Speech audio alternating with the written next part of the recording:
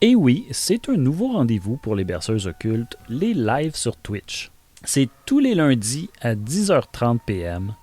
Et je m'intéresse au livre Histoire naturelle de Pline l'Ancien.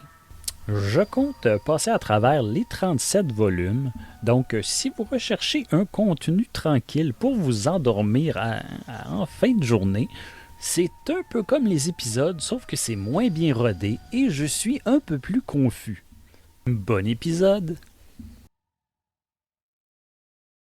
Je vais éventuellement transformer ces lives-là en épisodes que je vais mettre sur YouTube puis sur sur mon podcast. Donc, si vous le manquez, c'est pas grave, vous allez le voir passer sur mon compte YouTube des berceuses occultes. Donc, l'idée de faire des lives, c'est pour justement faire un peu plus de contenu. Puis mon contenu va être différent aussi pour ceux qui me suivent déjà. Je vais encore faire des épisodes, mais je vais en faire moins, mais mieux. Donc, j'ai des épisodes là, que je travaille présentement dessus. J'abandonne pas.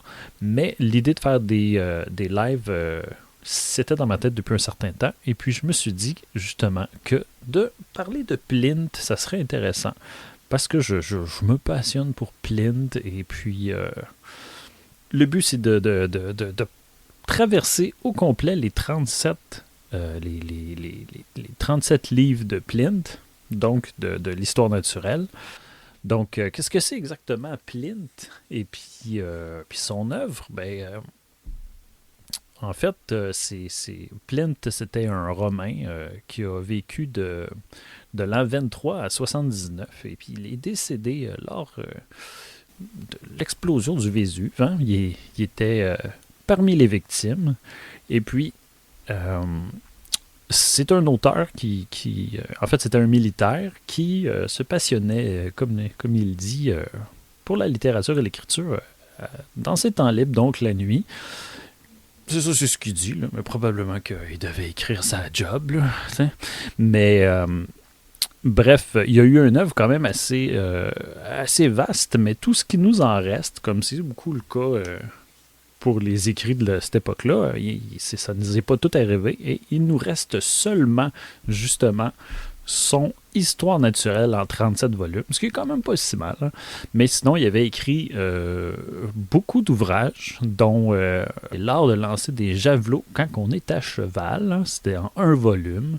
La vie de Pomponius Sogonus en deux livres. La guerre de Germanie en 20 romans, en 20 livres. L'homme de lettres, 3 livres, divisé en 6 volumes. Et les difficultés de la grammaire en 8 volumes. Excusez-moi. Donc, il y a eu quand même une œuvre assez vaste qui nous reste, et tout ce qui nous en reste aujourd'hui, c'est justement une histoire naturelle. Et qu'est-ce que c'était qu'histoire naturelle? C'est assez intéressant. C'est que lui, il s'est dit qu'il allait prendre tout le savoir qui existait à l'époque et le condenser justement en 37 volumes. Donc, ce que lui dit, c'est qu'il a pris en tout 20 000 faits de 2000 ouvrages différents et de 100 auteurs. Dans les faits, quand on vérifie, parce dans le premier volume, il donne ses sources, il y a plus que 100 auteurs, il y en a, je ne sais pas exactement laquelle quantité, mais il donne des chiffres assez vagues, mais dans les faits, c'est assez imposant comme contenu, disons-le. Et puis, c'est assez inégal. C'est ça qui est intéressant. Il a été critiqué aussi, justement, parce que c'est pas très scientifique, mais c'est un peu désordonné aussi dans sa forme elle-même, parce que souvent, il va prédéfinir une forme qui va finalement pas suivre, puis il va déroger, puis parler d'autres choses. Ça l'arrive. Sinon, son intérêt aussi est inégal au niveau qu'il va passer rapidement sur certains faits qui nous paraîtraient importants, comme par exemple, il ne parlera pas du tout de musique, mais d'un autre côté, il va s'étaler et parler tout en longueur de 41 sortes de poires. Et puis la forme est un peu bizarre, Par exemple, ça lui arrive de parler d'un sujet et de tout à coup sidetracker pour parler de complètement autre chose avant de revenir au sujet. Il va y aller de quelques anecdotes et parfois on peut ressentir l'amertume dans son propos. Si des fois il donne pas son avis sur quelque chose, il va toutefois donner beaucoup de sources pour se dédouaner de quelque chose qu'il trouve peut-être niaiseux. Ce qui est quand même bien, parce que lui, dans sa préface, cette préface-là est à l'intention de l'empereur, c'était l'empereur de l'époque, de Titus César, ben, il dit justement que il cite ses sources, puis qu'il a quand même conscience qu'il copie, parce qu'il reprend le texte, mais au moins il les cite. Puis à l'époque, beaucoup ne citaient pas, ils reprenaient. C'était quelque chose qui était plus courant. Mais bref, ce qui est le fun aussi, justement, c'est qu'il y a beaucoup de textes qu'il a pris, des ouvrages, que ces ouvrages-là ne se sont pas rendus jusqu'à nous. Fait que la seule chose qui nous reste, la seule trace, c'est dans Histoire naturelle. Donc, ça nous donne plein d'informations, parfois brèves sur des ouvrages, mais qu'on va juste retrouver là. Donc, c'est une compilation qui se justifie maintenant par le fait que, justement, beaucoup d'ouvrages ont disparu, puis notre seule trace qu'on a, c'est dans ce livre. Plint est surtout connu pour être mort durant l'éruption du Vésuve. Hein? Et certaines sources historiques laissent penser que c'était sa curiosité qui l'a amené à aller au Vésuve, mais dans les faits, c'est beaucoup plus des obligations militaires de son travail qu'il il devait aller porter son aide aux gens sur place. Donc lui s'est rendu pour deux raisons, là, curiosité et puis des raisons professionnelles. Puis finalement, ben, lui, il avait certains problèmes de santé. Donc il est mort en s'étouffant dans de la cendre. Puis ce qui est intéressant aussi, c'est que son neveu, Plint le Jeune, qui est très connu pour... je pense beaucoup plus pour sa correspondance, a écrit justement à Tacite une description assez complète des dernières heures de son père, de son oncle, excusez-moi. Puis c'est la première description d'un événement, d'une catastrophe naturelle qui a été décrit en détail, qui ça date justement là, de l'éruption. Et puis c'est très, je vais dire, c'est quelqu'un qui parlait... qui écrivait de façon assez imagée. Et puis donc, on n'a rien qu'à lire et on comprend immédiatement qu'est-ce qui se passe. Là. Justement, il parle d'une explosion qui a un peu la forme d'un pain parasol. Et puis, bref, c'est très visuel. Bref, la lettre est souvent jointe à certaines versions d'histoire naturelle, justement, pour son intérêt. Là, ça l'a marqué les esprits, puis c'est une lettre qui est assez... j'en avais fait la lecture dans une des épisodes des Berceuses. Je vous le conseille, là, ça se trouve assez facilement. Puis justement aussi, ça l'a très bien vieilli. Et c'est fou de lire cet événement-là, puis on le vit en la lisant. Puis penser que ça date de plus de 2000 ans, là, c'est quand même assez insane. Donc, bref... mon but, c'est de passer à travers les 37 ouvrages, puis aujourd'hui, de commencer par justement le livre 1, où on traite pas encore on traite pas encore d'histoire naturelle, mais c'est un lexique et la préface de son œuvre. Dans l'index, si on veut, il fait mention de chacun des livres et je vais en donner une description rapide. Ça donne quand même une idée de l'ampleur de l'œuvre. On commence avec le livre 2 et c'est Le monde et les éléments. Et en fait, les 6 premiers livres, c'est pas mal de la géographie. Il parle les mers, les villes, les ports, les montagnes, les fleuves. C'est assez divers. Il va parler des peuples, de différents peuples qui ont existé de son temps et d'autres qui n'existent plus. Le 7e livre, on parle de l'homme en général, de l'invention des arts. Donc, C'est un livre qui tourne alentour de ça. Après, on a 3 livres sur les animaux. Puis ça commence par les éléphants. C'était cool, les éléphants dans le temps. Puis après, il y a un livre sur les animaux aquatiques, suivi d'un livre sur les oiseaux. Après, il y a un livre dédié aux insectes, suivi de plusieurs ouvrages sur les arbres. Donc, les arbres étrangers et les différentes essences, les arbres fruitiers. Justement, c'est dans un des livres, c'est le 15e, où qui va parler en détail justement des 41 sortes de poires, 30 sortes de pommes. Bref, il aimait beaucoup les poires. Il va parler des arbres sauvages dans un autre livre, des arbres qui poussent à partir de graines. Il y en a quand même beaucoup, hein? Des arbres qui poussent à partir de branches, dont je suppose plusieurs font aussi des graines, mais quoi, bref. Puis là, il y a aussi des arbres qui poussent à partir des têtards. Ça, je ne l'ai pas lu, mais ça m'intéresse, ça a l'air intriguant. Sinon, après, il va y avoir un livre dédié aux céréales et la nature du lin et de l'horticulture. Pour un autre, là, il va parler comment se débarrasser des insectes nuisibles et plein d'autres secrets sur comment cultiver. Et après, il y a un livre sur les remèdes tirés des plantes. Ensuite, il y a un livre sur les fleurs et les couronnes. Il va s'attarder beaucoup sur la confection de couronnes. Et par le fait même des fleurs, il va parler des abeilles. Après, il y a le livre 21, qui, je pense que c'est 21, c'est les vertus des herbes et des fruits.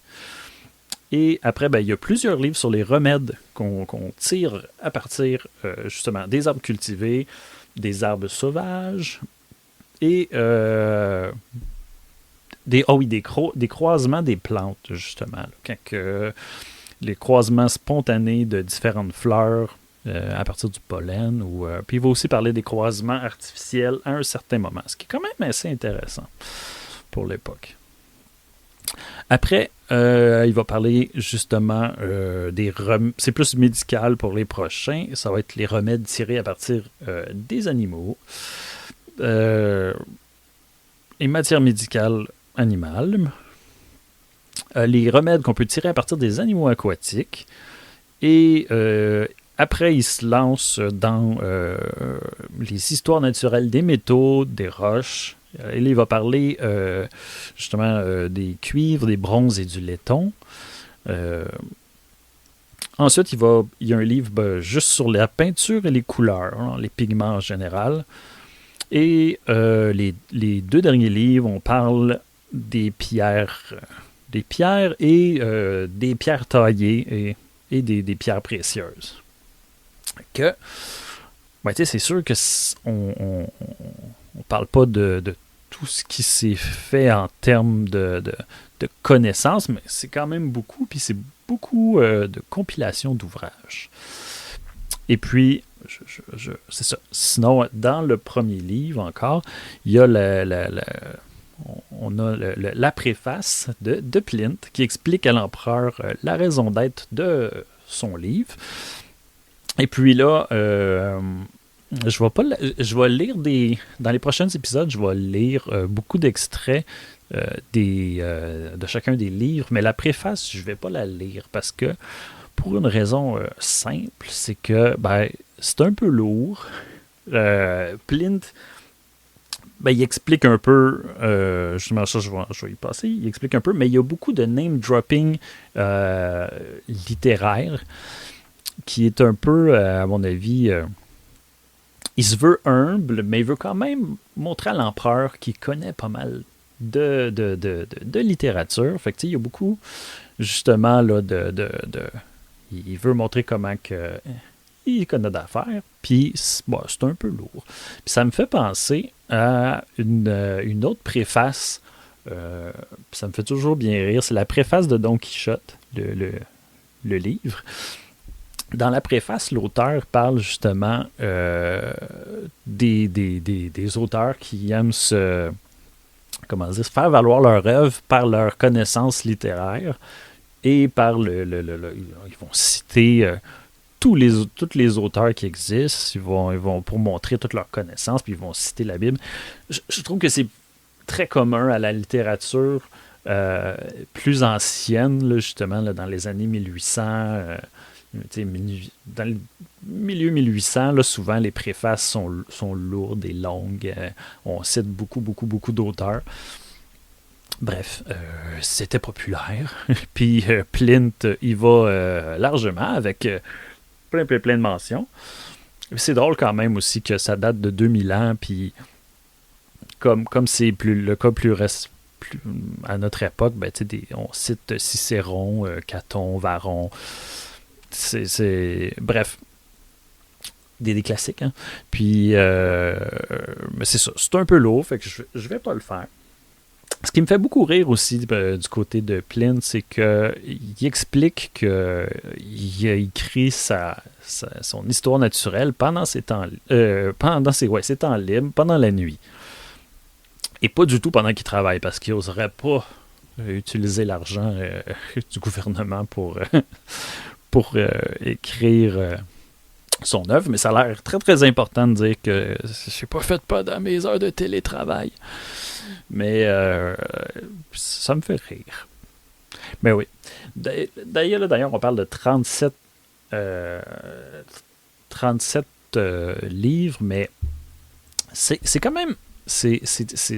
on se cachera pas, c'est quand même assez imposant, mais c'est pas l'équivalent... c'est pas une encyclopédie, là, mais c'est d'une encyclopédie de notre époque. Là, on parle en tout de... Excusez-moi. On parle en tout de peut-être... Ici, je me permets une petite interruption. En fait, il s'agit d'à peu près 1500 pages, parce qu'il existe une version en 2 volumes, et c'est environ 750 pages pour le premier et 780 pour le deuxième. Et ça, d'ailleurs, ça n'inclut pas le premier livre. Ça se lit, là. C'est pas une quête inatteignable de lire l'histoire naturelle en entier. C'est quand même long, là, on se cachera pas. Et sinon aussi, je compte éventuellement parler des différentes versions qui existent, parce que si on cherche aujourd'hui à acheter Histoire naturelle, mais souvent, on va retrouver plutôt comme des textes sélectionnés, mais l'ensemble est rendu dur à trouver. Il y a eu une version qui date de... Attendez un instant, de 1848, qui avait été conçue par Émile Littré. Et c'est une version qui a été faite dans son ensemble. Je ne sais pas en combien de tomes. Probablement pas 37, parce qu'ils peuvent être compilés ensemble. Là. Donc, je sais qu'il existe des versions abrégées, tout ça, puis j'aimerais ça les vérifier. J'en ai regardé. Moi, personnellement, j'ai ma version, c'est pas la même version, c'est pas celle de 1848. Je vais vérifier, mais bref, elle est dans son ensemble. Et sinon, il en existe justement des versions plus abrégées, et je vais les vérifier. Mais si ça vous intéresse justement de vous procurer tout l'ensemble, ben, je vais essayer de voir. Personnellement, je vais mettre sur mon Patreon la version gratuite que tout le monde peut s'abonner. Je vais mettre les versions numériques qui existent, qui sont gratuites de toute façon. Là. C'est tout gratuit, ça. Il n'y a plus de droit d'auteur pour ça. Ça fait longtemps que Plint n'a pas touché de redevance, là. Mais bref, je vais mettre des versions comme ça si vous voulez parcourir, parce que c'est tellement gros que des fois c'est le fun de juste faire des recherches sur des noms. Moi, justement, la raison du pourquoi j'ai découvert Plint, c'est que dans certains épisodes, par exemple, l'épisode des berceuses que je parlais, en tout cas un des grimoires où il y avait beaucoup de remèdes et de recettes faites à partir des excréments, mais je cherchais la source la plus ancienne justement de remèdes, et ça provenait de Plint, parce que Plint a compilé beaucoup de remèdes douteux qui sont faits à partir d'excréments.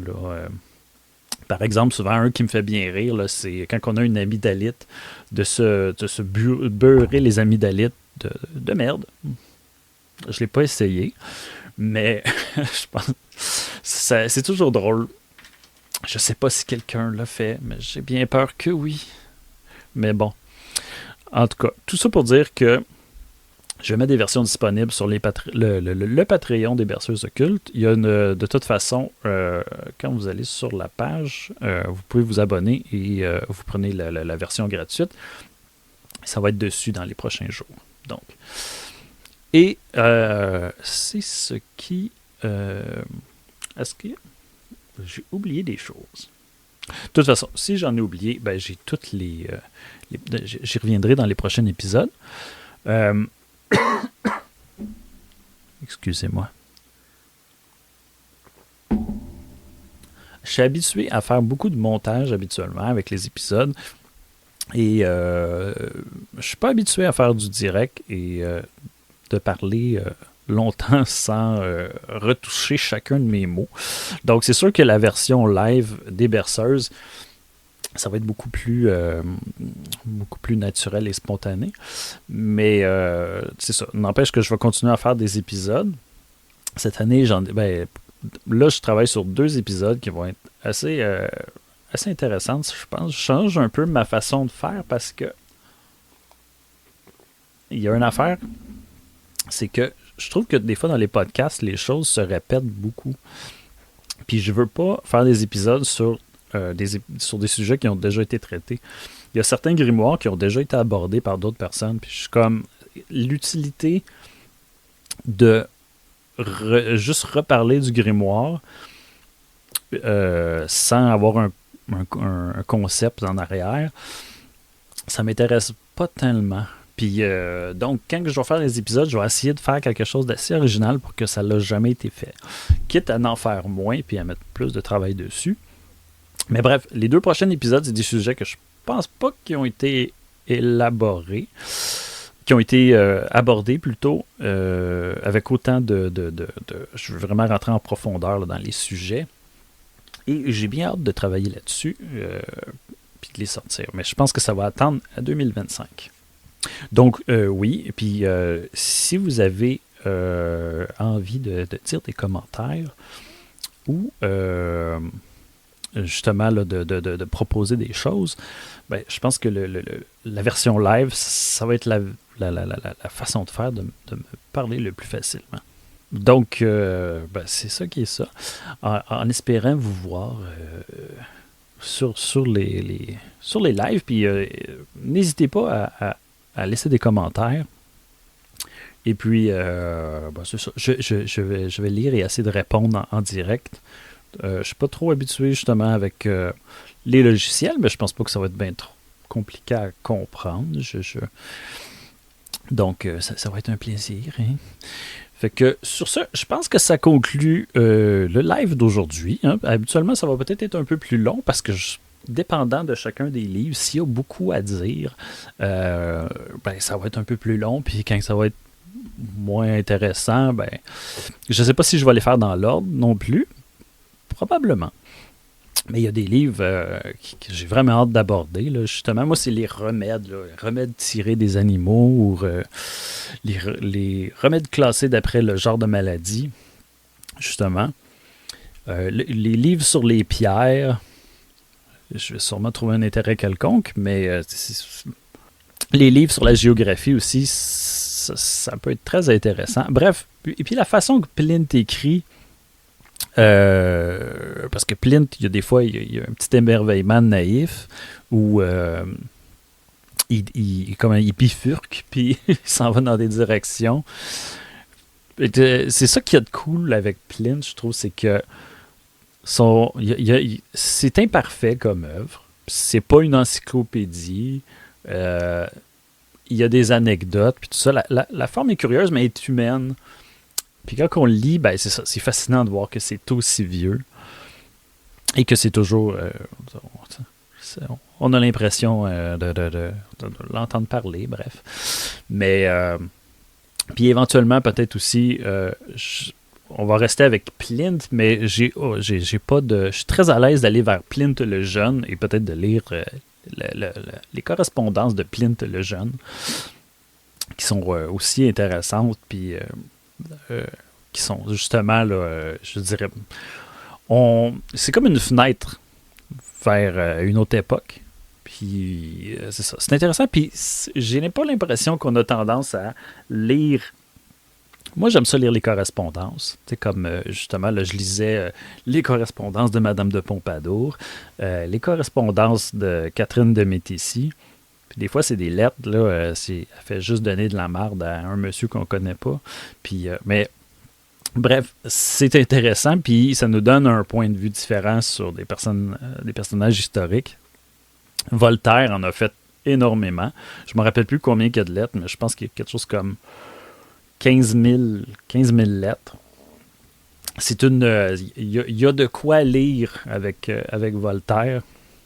Bref, je vais peut-être me faire plaisir à lire quelques lettres de Pliny le Jeune. Et puis, c'est ça. Là, ben, ça va ressembler à ça. Fait que, ben, en espérant vous revoir et lundi prochain, ben, on s'attaque justement au livre 2, Le monde et les éléments. Et ça va être bien trippant.